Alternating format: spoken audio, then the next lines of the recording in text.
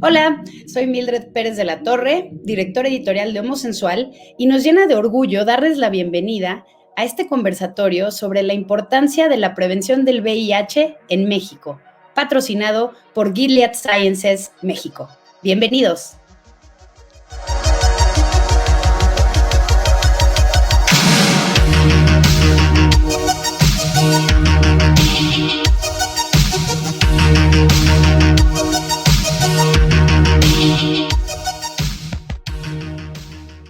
Y tenemos unos invitados de lujo para ustedes.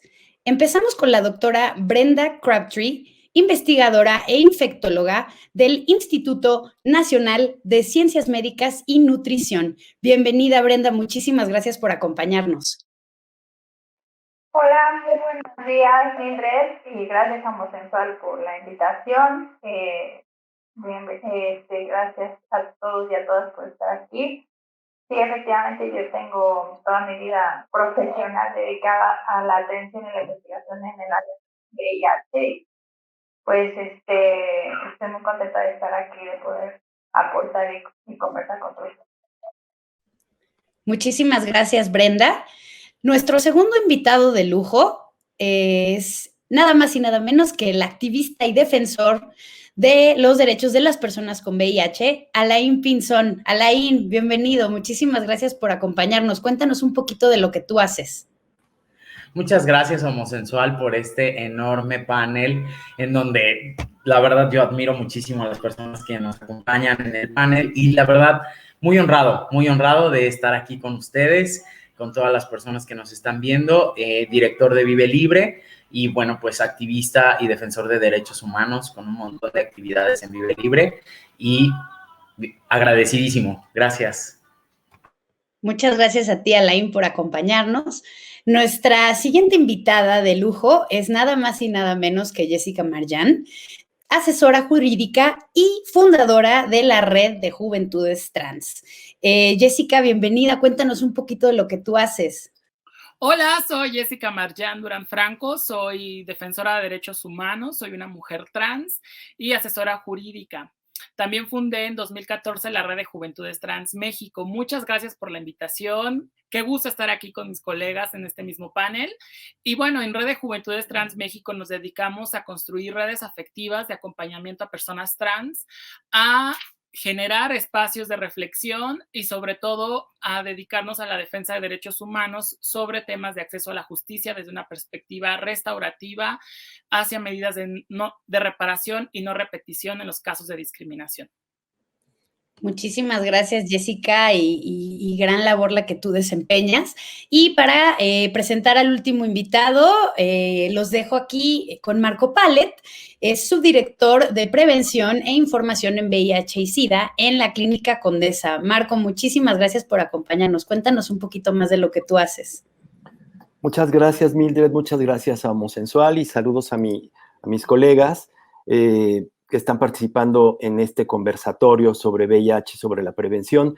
Ahí en las clínicas especializadas Condesa, mi encargo es el de la subdirección de prevención y bueno, pues hacemos básicamente la distribución de los insumos de prevención que van desde los condones hasta las pruebas rápidas, pero tengo una trayectoria en el tema de VIH por lo menos de 3 décadas desde que empezamos a trabajar en sociedad civil en muchos estados de la República. Y bueno, me da mucho gusto estar sumando a este conversatorio. Mi especialidad ha sido las campañas de información, pero la atención hoy por hoy es fundamental. Muchísimas gracias, Marco. Y con esto empezamos nuestras preguntas, que estas preguntas son para todos ustedes, queridos panelistas. Empezamos con Brenda. Brenda, para ti, ¿cuál es el mayor reto en esta época de pandemia, dentro de otra, para continuar con la prevención del VIH en México?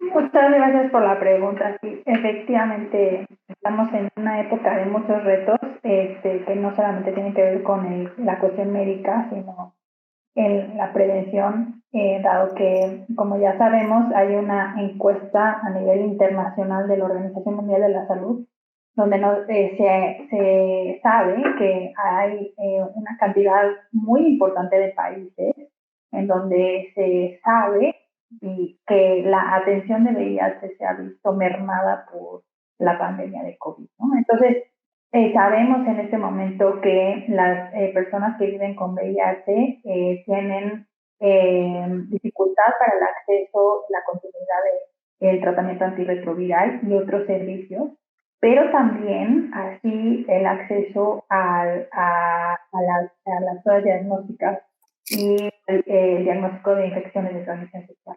Entonces, todo esto hace que, si bien habíamos avanzado poco a poco hacia cubrir varias esferas en este sentido, tratando de llegar a las metas que en algún momento se establecieron del 90-90-90, pues esta pandemia ha representado probablemente un retroceso. ¿Cuál va a ser el impacto que esta va a tener en México en especial? Pues eso ya lo mediremos, pero es probable que muy importante. Por ejemplo, una de las cosas que se pensaba impulsar en el año 2020 era los programas de PrEP, ¿no? Profilaxis, preexposición, mismo que realmente no lo vemos, o sea, no existe hasta este momento, sino más que a través de un ensayo clínico. Entonces, en este sentido, sí creo que va a haber un impacto muy importante y el reto es encaminar los esfuerzos hacia donde más se necesita, ¿no? Somos una región y un país donde todavía el diagnóstico en etapas avanzadas es muy prevalente, ¿no? Entonces, los esfuerzos para hacer diagnóstico, educación, prevención, acompañamiento, es de suma importancia. Muchísimas gracias, Brenda. Y bueno, esta pregunta es para todos. Alain, en tu opinión, cuéntanos, por favor, ¿cuál es el mayor reto en esta época de pandemia para la prevención del VIH en México? En este momento me parece que estamos situadas en un lugar muy complejo, muy difícil para la prevención. Y yo voy a tomar como prevención el testeo, el que nos hagamos pruebas, el que tengamos certeza de cómo está nuestra salud sexual, de cuáles son los temas que no están bien alrededor de eso.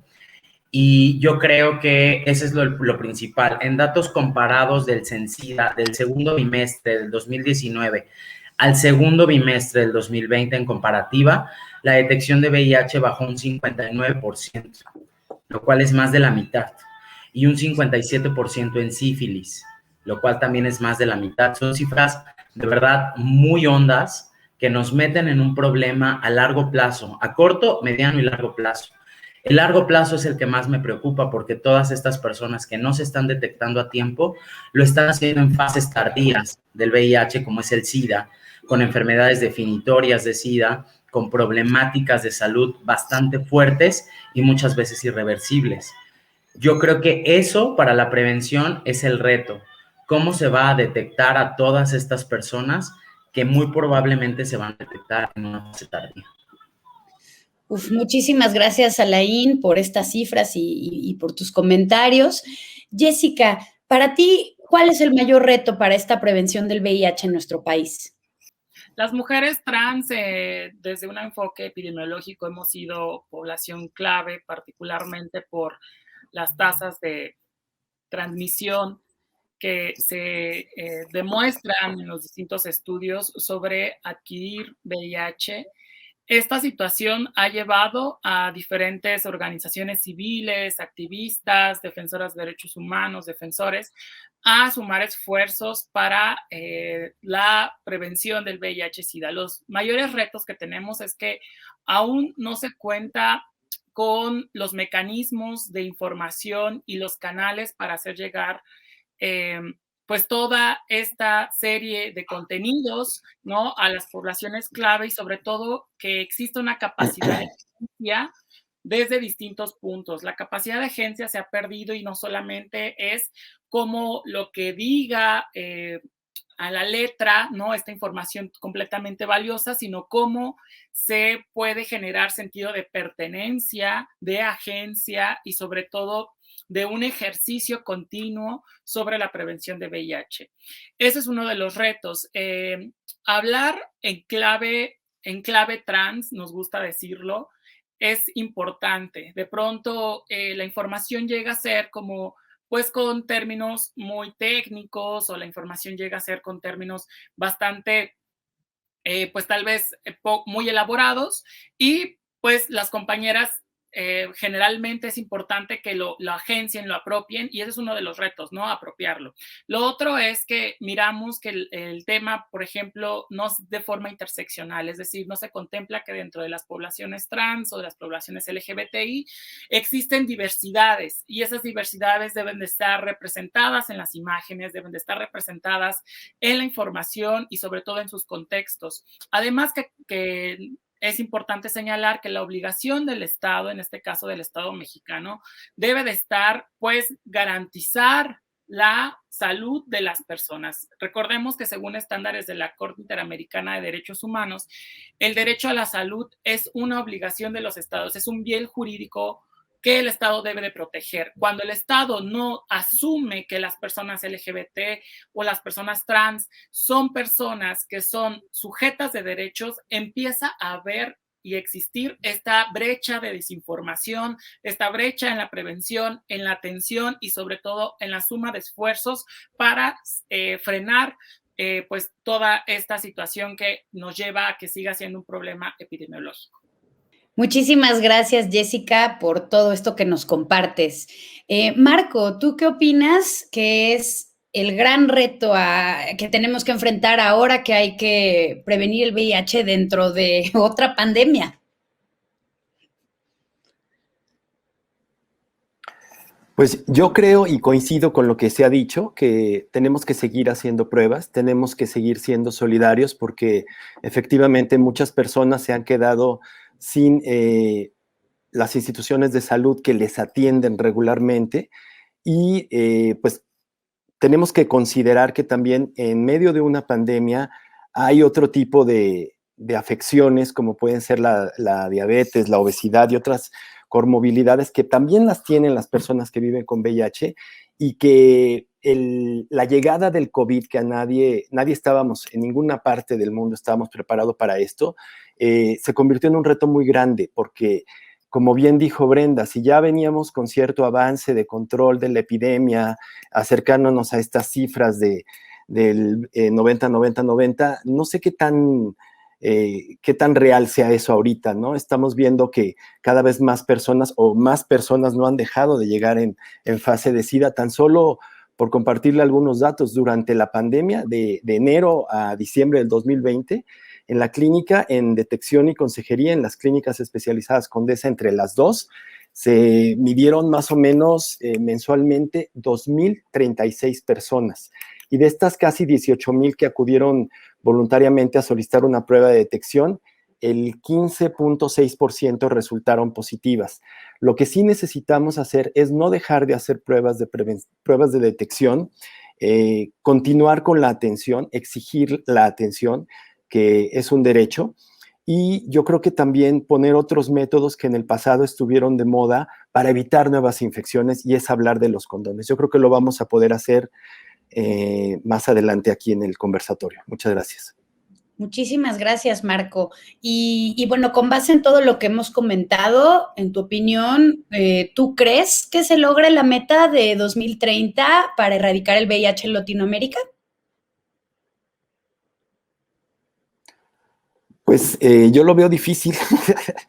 Yo lo veo difícil porque es un reto grande que pues se calculó y se proyectó sin COVID, sin otra pandemia que ha saturado los servicios de salud, que ha saturado y ha quitado los recursos de atención a muchas de las poblaciones clave que son para el control de la epidemia, pues grupos de población que son clave, que lo que hemos visto en las clínicas es que se ha incrementado. Por ejemplo, población de calle que llega y pide apoyo, pero no pide apoyo de tratamiento, pide apoyo de lo que sea, de una agüita, de un lunch, de lo que se les puede dar a veces en las clínicas a los pacientes, pues finalmente es pobreza, ¿no? Lo que está acercando. Entonces, en la medida en que podamos nosotros mejorar nuestras estrategias de prevención, pero también con un componente humano y solidario desde donde estemos. Sabemos que quienes estamos acá no somos tomadores de decisiones en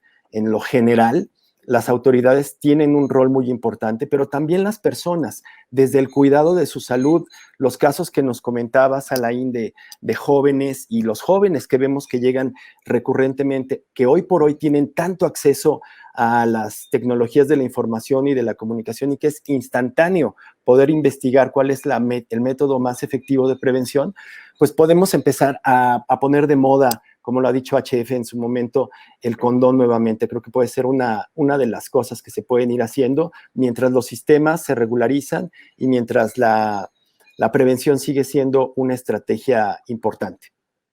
Muchas gracias, Marco. Doctora Crabtree, ¿usted qué opina de la meta de 2030 para erradicar el VIH en Latinoamérica? ¿Lo lograremos? Bueno, o sea, ciertamente para cómo vamos y con el advenimiento del COVID, la respuesta es no. Y esa es la más realista, pero yo soy de esas creyentes que ponernos metas sí hacen una agenda y hacen una visión, ¿no? Hace que los tomadores de decisiones tengan una guía, unos pasos a seguir. Entonces, me parece que si bien no muchas de las o sea, en 2005 había, unos años antes pusieron la meta de tener 5 millones de personas en antirretrovirales, por ejemplo, ¿no? Y no se logró. Y bueno, ahora 99, no, probablemente no se logre, pero es muy bueno tener este tipo de metas para que se les exija a los gobiernos y se les dé un camino hacia dónde tienen que dar los esfuerzos para que esto se dé.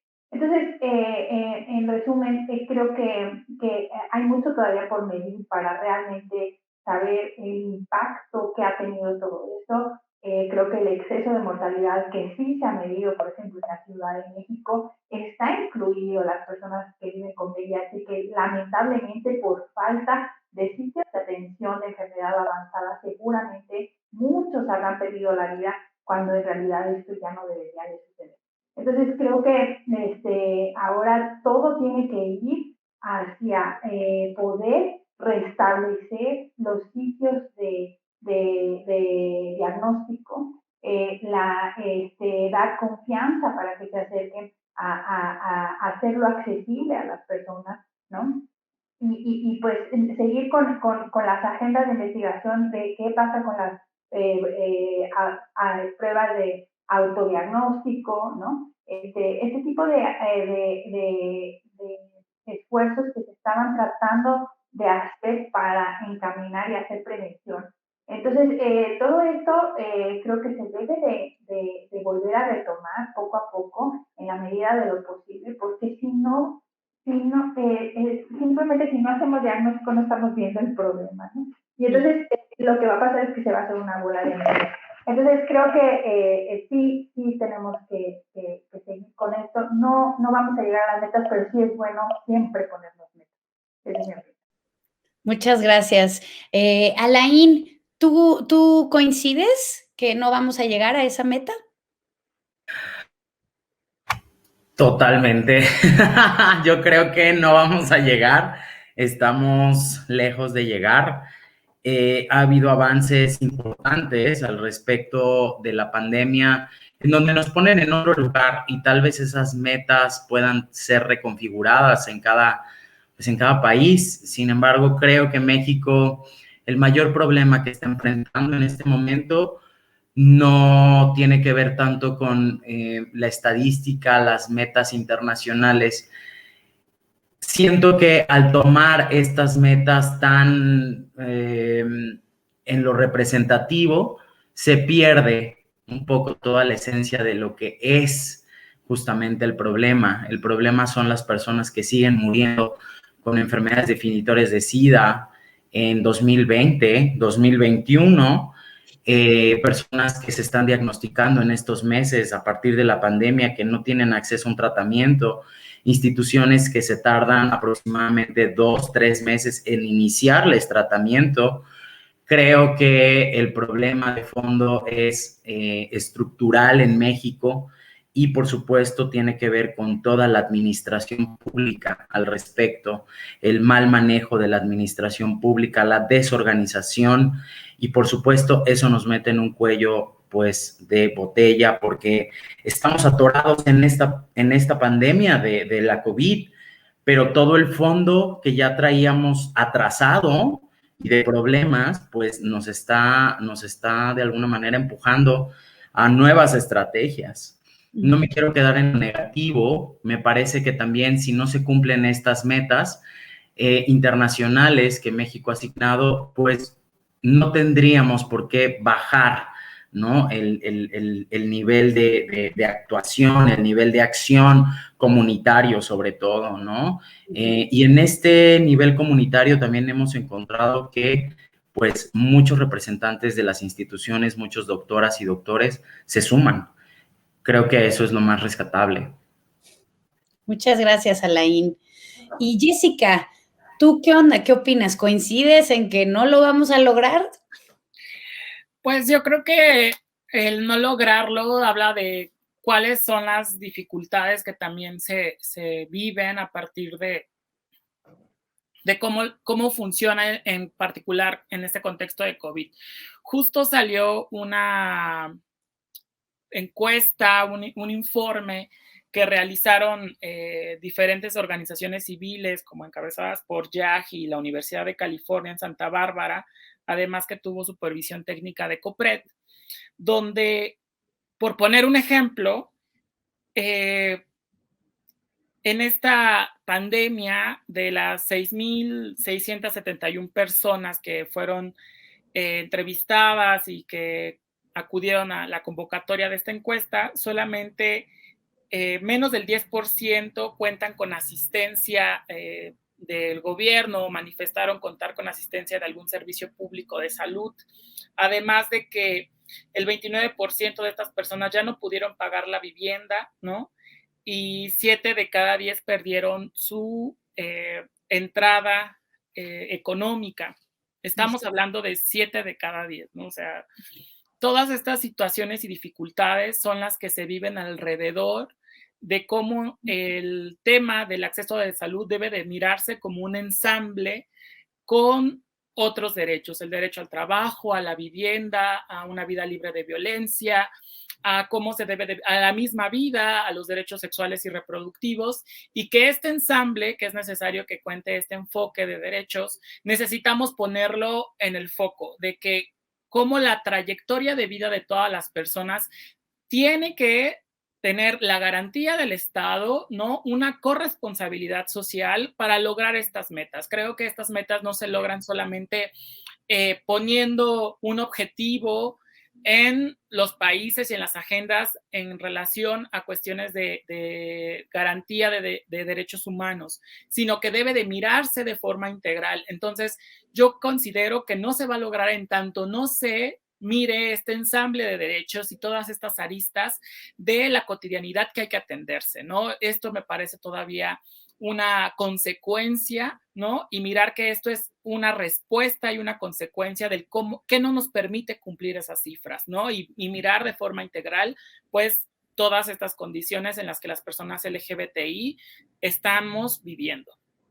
Muchísimas gracias, Jessica. Y continuando un poquito con esto que nos estás platicando, creo que, bueno, todos aquí sabemos que aún existe mucho estigma para las personas con VIH y esto a veces conlleva que sean discriminadas.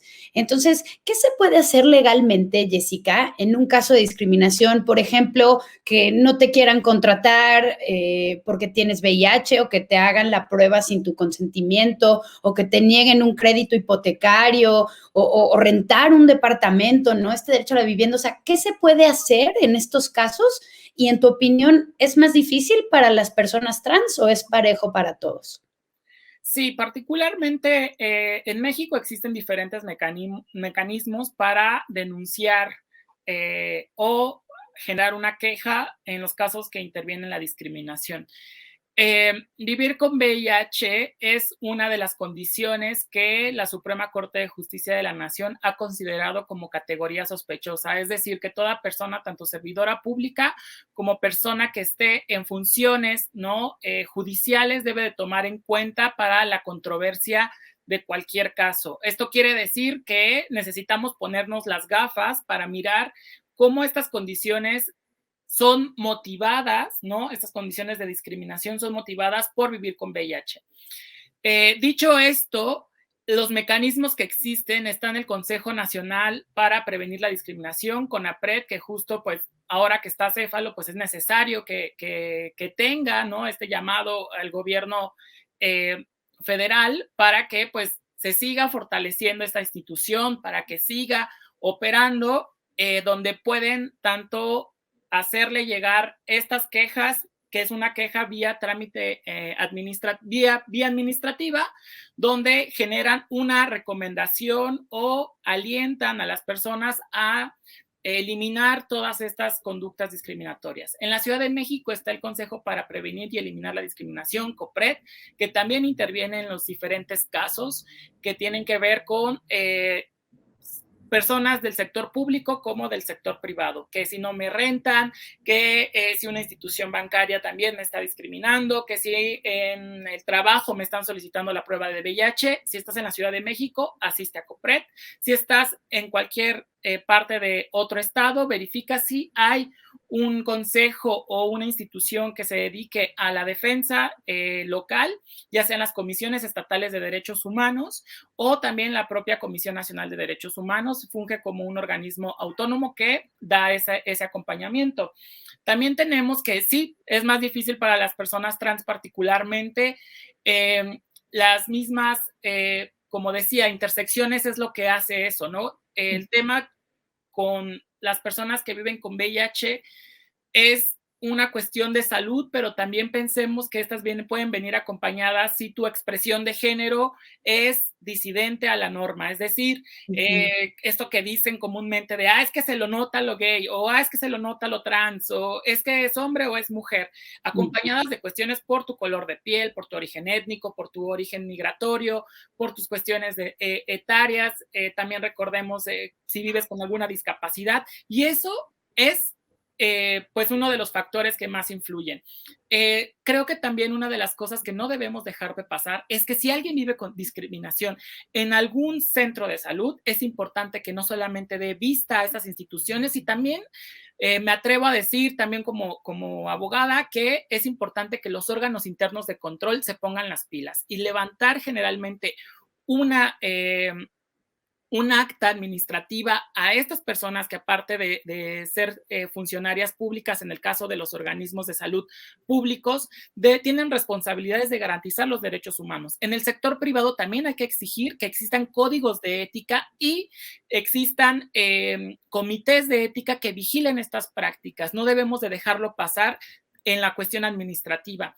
Algo que solamente como un antecedente, por ejemplo, ser la primera mujer trans que demandó discriminación por la obstaculización a los baños en un centro comercial. También está el área civil, que yo creo que es un área que es poco explorada, pero que es importante tener en cuenta sobre cuestiones de daño moral. También es importante empezar a hablar de cuestiones reparativas y restaurativas, como una agenda que llevamos por acá en Red de Juventudes Trans México, para que pues puedan alentar a estos procesos, no necesariamente desde miradas punitivas, ¿no? A veces nos vamos por la finta de que todo sea vía penal, pero a veces estos procesos son revictimizantes, acreditarlo todavía tiene más complejidades, pero yo creo que hay que aprovechar todas estas vías. Muchísimas gracias, Jessica. Por fin tenemos unas respuestas a estas cosas que siempre nos preguntamos, ¿no? Y bueno, ahora quisiera, Marco, que nos compartas un poquito en tu experiencia. Tú estás en mucho contacto con la gente. Cuéntanos de algún caso que te haya marcado en estas épocas de pandemia de COVID, con el trato que tú tienes en las personas ahí en la Clínica Condesa. Pues bueno, es que son muchas. Todos los días nos toca hacer acompañamiento de alguno de los pacientes. Trabajamos de la mano con Alain y con otras organizaciones civiles que nos refieren pacientes, ya sea para reinicio de tratamiento, que ese es otro dato que valdría la pena agregar. Mucha gente con el tema de COVID había abandonado sus tratamientos de VIH. Y ahorita respondo la que me preguntaste. Pero creo que este es importante porque el número de reingresos a tratamiento durante el 2020 se incrementó muchísimo en relación a lo que habíamos tenido durante 2019, porque mucha gente creyó que por el COVID y no estar en su tratamiento antirretroviral de manera regular, tenían más posibilidades de adquirir la infección de COVID, lo cual puede ser cierto o no, pero esto también ocurrió. ¿Qué cosas me han impactado? Pues me han impactado, para empezar, la muerte de Adela, que era una secretaria que trabajaba en la coordinación de la clínica. Tenía muchísimos años trabajando en la clínica y antes incluso de ser la clínica especializada Condesa, ese centro de salud, ella ya era trabajadora de salud. Se le mandó a su casa y bueno, fue muy duro enterarnos que entre un viernes y un sábado no logró llegar al hospital y murió. Y a los 15 días murió su marido. Y otro de los casos que me impactó cercanos, además de que todos hemos tenido un caso cercano, fue uno de los médicos, Daniel, uno de los médicos de la clínica de Iztapalapa, que pues Iztapalapa también fue de repente un foco rojo del tema de COVID. Y lo que nos sucedió durante 2020, durante los primeros meses, fue que llegaba mucha gente a su clínica, las clínicas Condesa, con síntomas respiratorios. Y en la clínica no íbamos a poder hacer nada más que referirlos a un sistema que los pudiera atender o rescatar, un hospital en ese caso. Era cuando todo era como muy complicado, teníamos que hacer referencias, veíamos cómo llegaban saturando poquito, rápidamente pedíamos las ambulancias que en ese momento no llegaban y después se regularizaron y ya llegaron, o gente llevándose a sus familiares, corriendo a los hospitales para salvar la vida. Fueron de las cosas que me impactaron. Y en el tema de diagnósticos, me impacta mucho que cada vez son más jóvenes, que me sorprende que con tanto acceso a la información, a la inmediatez de la información, no decidan otras formas de prevención y de repente tener un resultado positivo, si bien no es una sentencia de muerte, y hoy por hoy nadie debería morirse de SIDA, y esta es una frase acuñada por el doctor Florentino Badial, si se toma su tratamiento. Si hoy las personas están en control y se toman su tratamiento, no tendrían por qué morir de SIDA. Y solamente agregar eso es lo que más me ha impactado, que los jóvenes tampoco se estén cuidando, que esta corresponsabilidad de la que ya hablaban mis colegas también tiene que estar de ese lado, ¿no? También tenemos que ser muy responsables de nuestra salud, de nuestra sexualidad, de hacernos pruebas constantemente y, bueno, pues dejar que las instituciones se hagan cargo de los tratamientos, pero también acompañar el seguimiento desde lo personal. Muchísimas gracias, Marco. Y bueno, otra pregunta que siempre surge, y bueno, doctora Brenda, esta es para ti. ¿Hay casos de transmisión de VIH entre mujeres? ¿Qué tan común es? ¿Qué prácticas sexuales podrían transmitir ese virus? También nos llega mucho, ¿el flujo vaginal puede transmitir el virus? Por favor, ilústranos. Bueno, gracias a Marco por lo que acaba de decir. Creo que es muy importante, perdón que retroceda, pero creo que ha sido un año muy duro para todos los que estamos en la atención. Dicho eso, contestando a tu pregunta, Mil, pues epidemiológicamente es la manera menos eficiente de transmisión, no es la más frecuente. De hecho, más bien, difícilmente se documenta una transmisión entre una relación sexual entre mujeres, ¿no? Entonces, es decir, no es una práctica sexual que pudiera considerarse de riesgo. El flujo vaginal no necesariamente es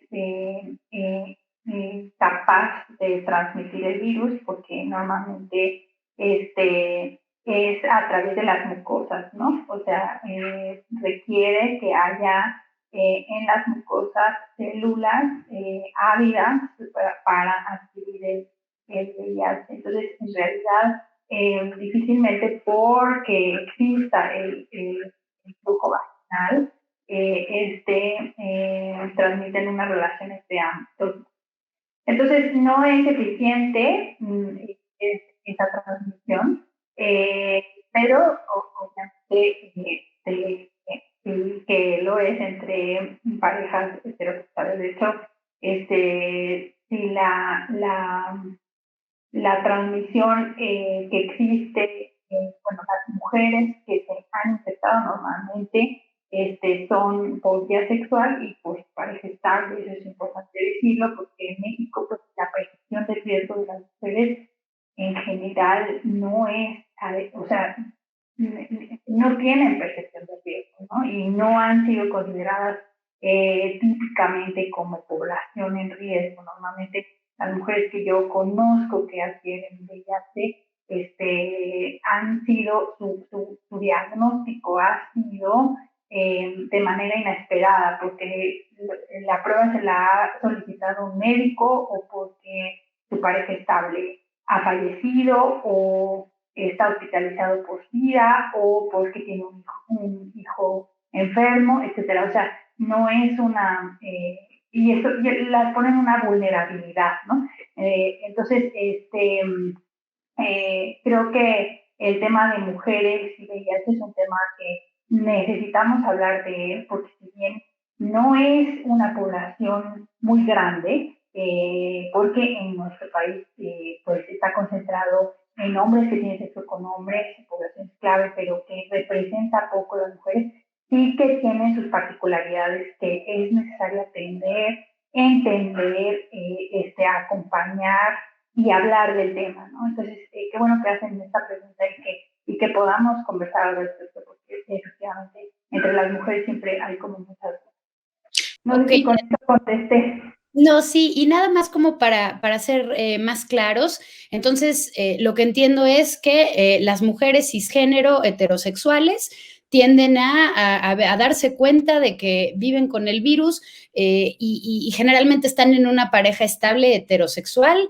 Entre mujeres cisgénero lesbianas o bisexuales es prácticamente poco común que ocurra esto, y con mujeres trans ya es algo distinto, ¿no? O sea, ahí si una mujer cisgénero con una mujer trans, o sea, pero bueno, nada más para que quede claro para todos que así es. Y muchas gracias, Brenda, porque esta pregunta de veras que siempre está ahí, ¿no? Y bueno, Alain, yo quisiera que tú nos cuentes, o sea, si en caso de tener sexo oral, ¿el semen de una persona con VIH transmite el virus? Primero tendríamos que ver cuáles son las características de esta persona con VIH, si tiene, si está en tratamiento, si sabe su diagnóstico, si está indetectable o no lo está. Hemos leído varios pues, textos al respecto y todos coinciden con pues, un riesgo medio, ¿no? Por así decirlo, de contraer VIH por sexo oral, sobre todo cuando hay problemas como encías sangrantes o lesiones en la boca, operaciones recientes en la boca, sobre todo de que les quitan las muelas y todo esto, las del juicio sobre todo, que tardan bastante en sanar. Sin embargo, también hay algunos textos que nos refieren que el pH de la boca pues es de alguna manera diferente, ¿no? Y puede contrarrestar de alguna manera el virus cuando entra a la boca.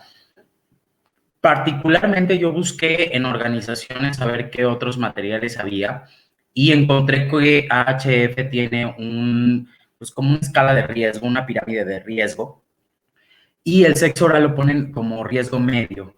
Me parece que tendría que ser una situación muy extraordinaria en donde la persona no sepa su estatus, por supuesto no tenga acceso al tratamiento y la persona que está haciendo sexo oral tenga lesiones en la boca, una reciente operación y por supuesto pues problemas con heridas abiertas en la boca.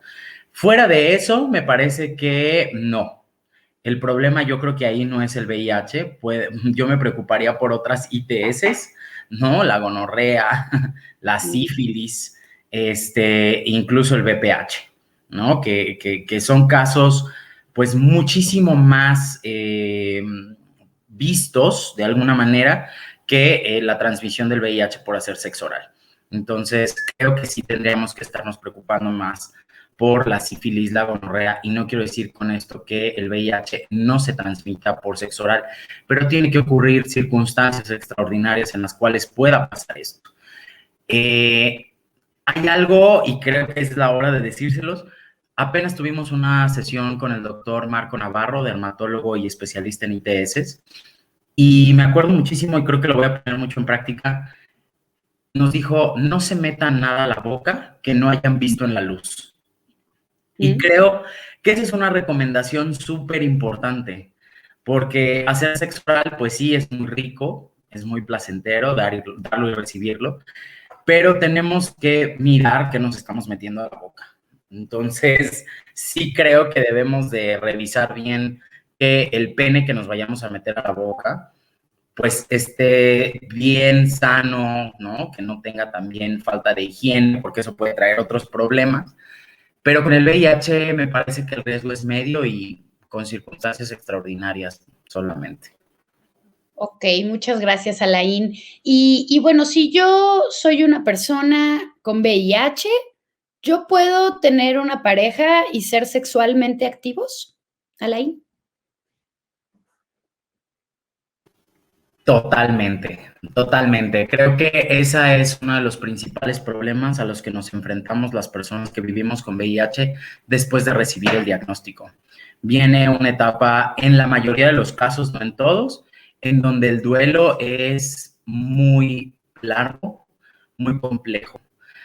Y yo me iría también a las relaciones casuales, ¿no? Después de recibir un diagnóstico.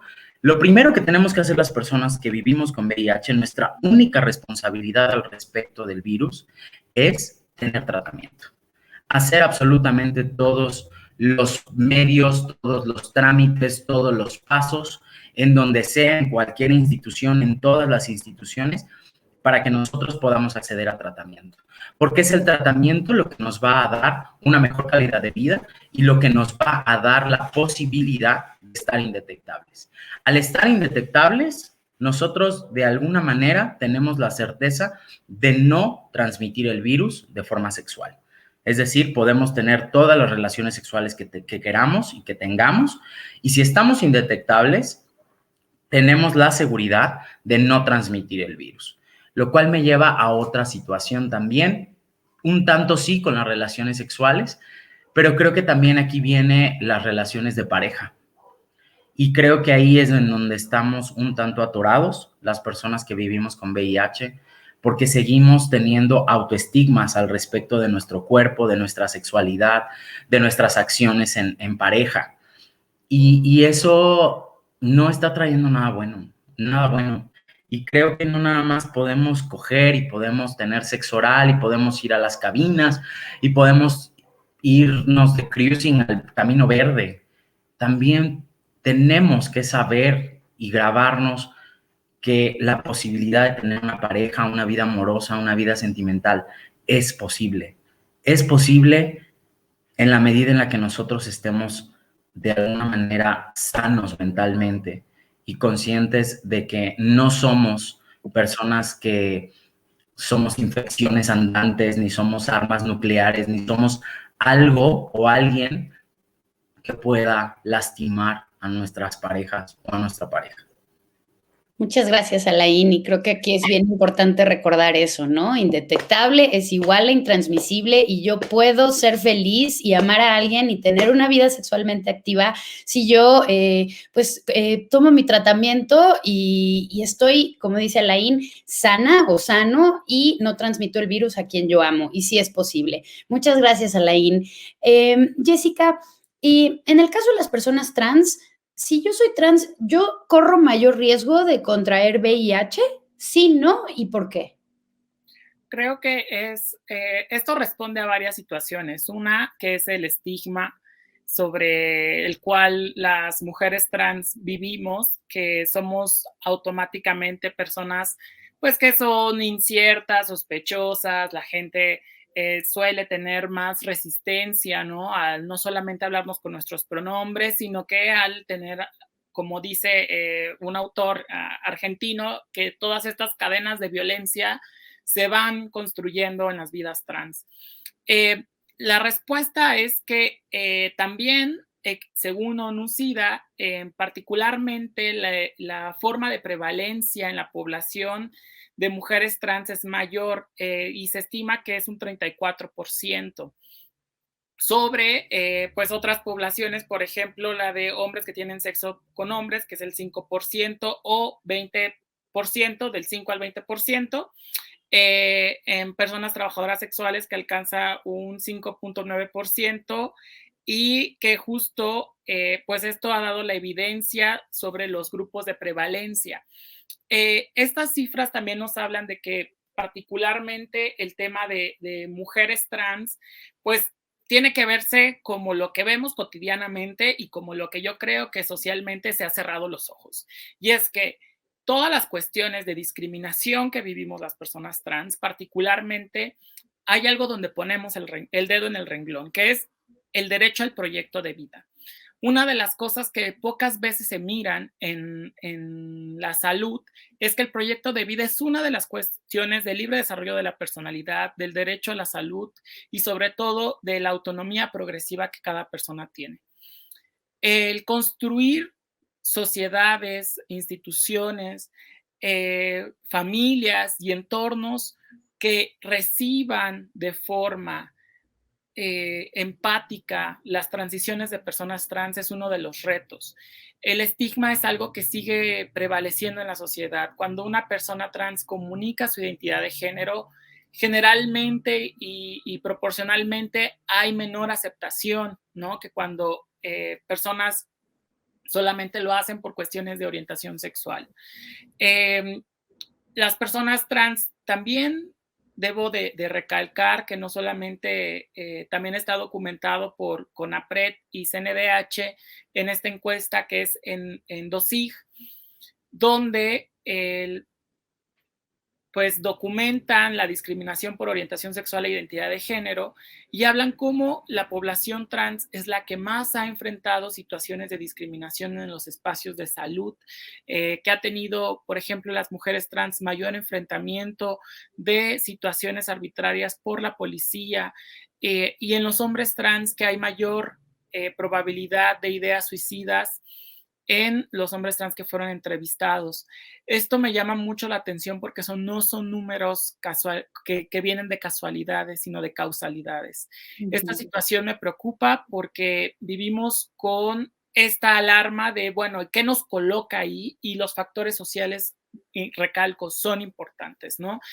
No solamente la poca información, los entornos hostiles, la situación sobre acompañar a las personas trans en su trayecto y proyecto de vida, cómo también las personas trans se agencian esa información y tienen espacios de autocuidado, espacios de escucha, espacios donde podamos hablar, ¿no? De las situaciones que nos vienen. Yo creo que algo que me movió mucho de lo que dijo Alain es la forma en la que las prácticas han sido muy normalizadas de situaciones de riesgo, ¿no?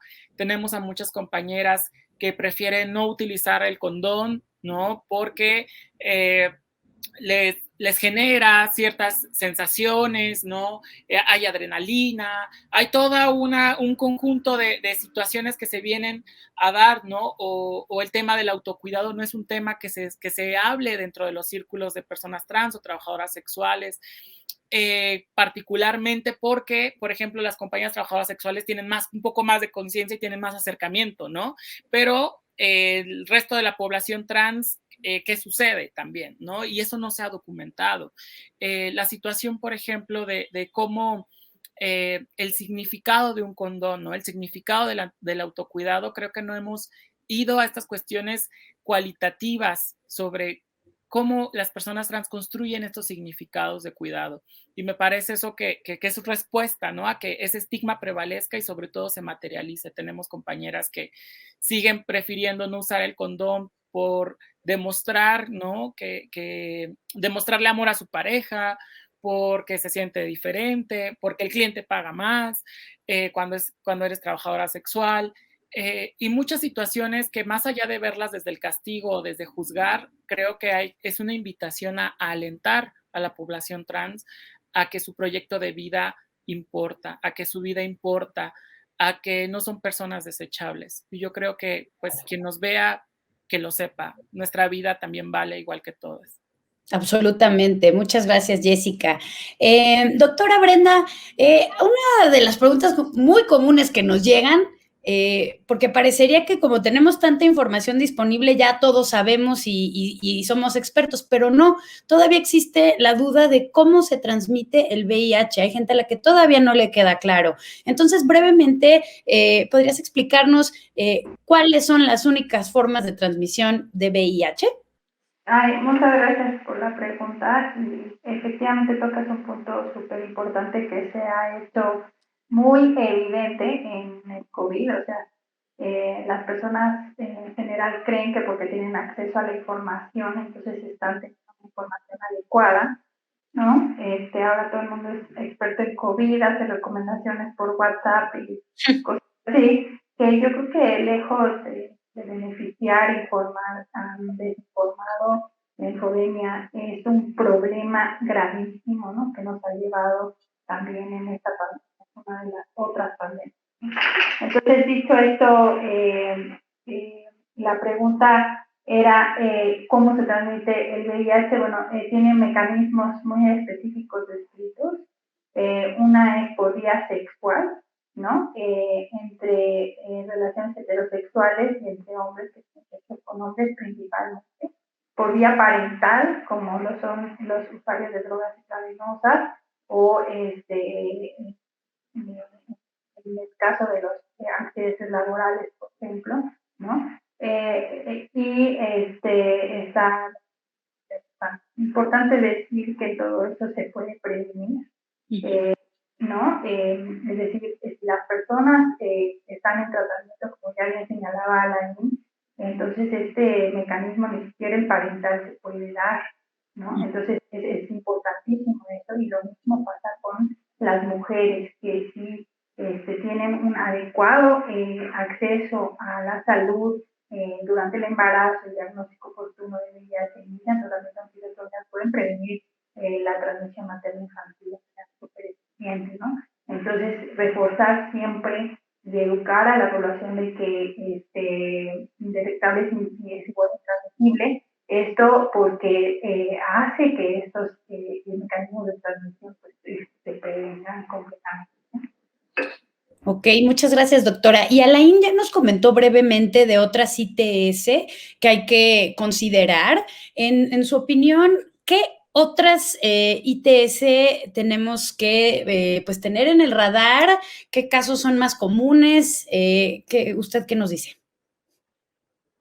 ¿Qué otras infecciones de transmisión sexual? Bueno, hay que decir, es muy importante lo que acabas de decir, Mil, y gracias por recordármelo y hacer la acotación, que todas las personas que tienen una ITS son mucho más ávidas a adquirir otra ITS, o sea, no solo VIH, es decir, como hay inflamación local, eso hace que el mecanismo de adquisición sea mucho más facilitado, ¿no?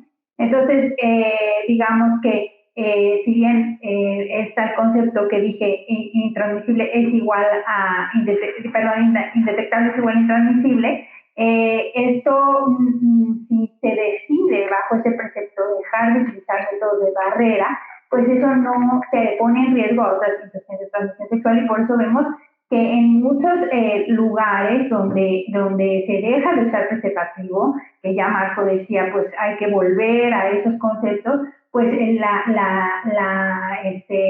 incidencia y prevalencia de sífilis es altísima, ¿no? Y otras infecciones de transmisión sexual, pues que son importantes de mencionar, ¿no? Hepatitis C, hepatitis B, gonorrea y sífilis que ya mencioné, y clamidia, ¿no?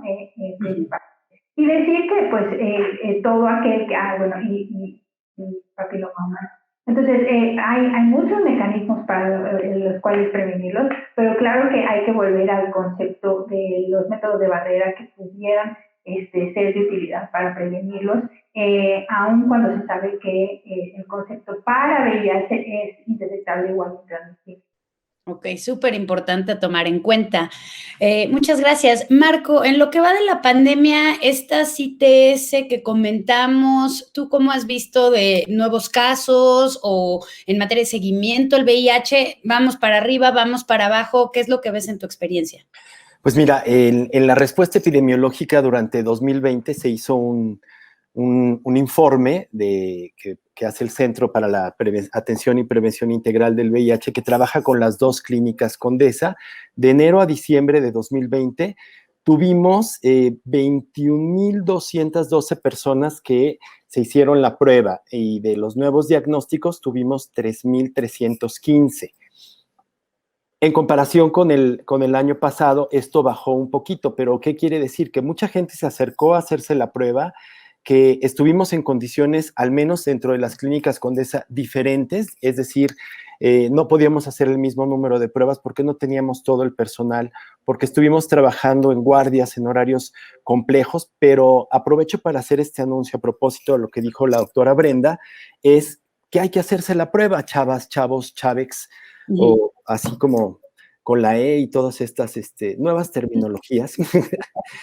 Y hay que ir desde muy temprano. ¿Y qué pruebas se hacen en la Clínica Condesa de forma gratuita? Aquí le pueden poner así, gratis. Las pruebas son gratis. VIH, sífilis, hepatitis B y hepatitis C, de manera gratuita. Y no se tardan mucho. Hacemos una fila afuera de la clínica de Cuauhtémoc, y en la clínica de Iztapalapa también el acceso es súper rápido. En Iztapalapa trabajamos nada más de 7 de la mañana a 3 de la tarde, por lo cual hay que llegar temprano, y en Cuauhtémoc desde las 7 hasta ya estamos cerrando otra vez a las 8, pero ahorita estamos dando únicamente 100 pruebas diarias.